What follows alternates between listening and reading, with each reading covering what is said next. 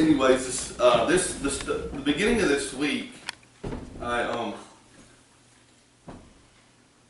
kept thinking about Pastor Katie's message on the starting out and how we need to start out in math, in the Gospel, just start reading, just hang out in there, and so I got this Bible app on my phone,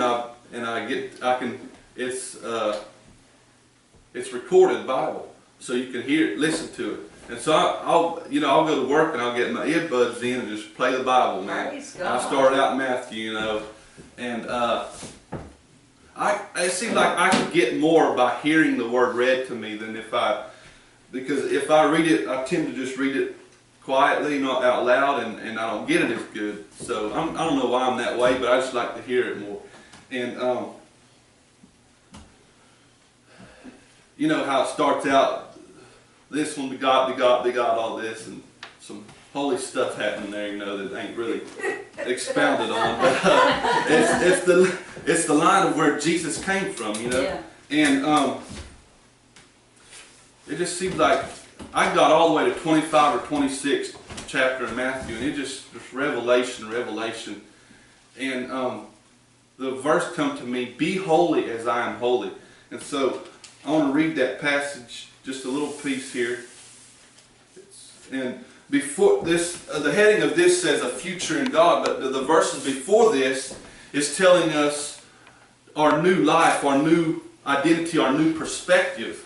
Amen. And it says, with this new perspective, you will have a future in God. With this new identity, not a future in heaven, but a future down here with God, is what he's saying. And it says, and I like the Message translation, it says, "So roll up your sleeves, put your mind in gear. Be totally ready to receive the gift that's coming when Jesus arrives."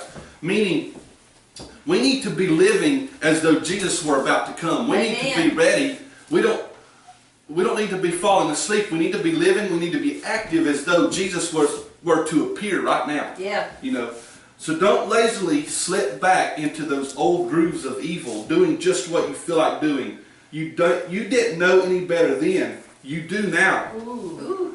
As obedient children, let yourselves be pulled into a way of life shaped by God's life.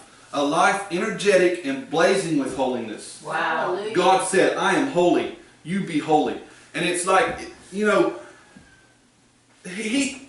how do I know that we can live holy? He's calling us into holiness. That's right. He's calling us to be holy. And how do I know I can walk holy and in holiness? Because of Jesus. Yeah. Jesus is the one I look to, the one I look at to be holy, to walk holy. How do I know Jesus was ultimately the holy,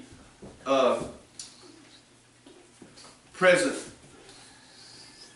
holiness? How do I know he was the ultimate holiness? Is because when he went down to be baptized and he raised up, God split the heavens open and the Holy Spirit landed on him, and God said, He said, "This is my Son in whom I'm well pleased." You listen to him.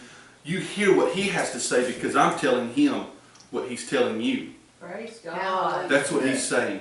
That's how I know I can walk holy, because Jesus gives me everything. Yeah. Amen. And that's what he was showing me through the Gospels. He's showing us how to be holy. Through the Sermon on the Mount, that's holiness. If we understand what he's trying to tell us there, he's trying to teach us how to be holy. Amen. And even performing miracles, there's holiness. There's holiness in that.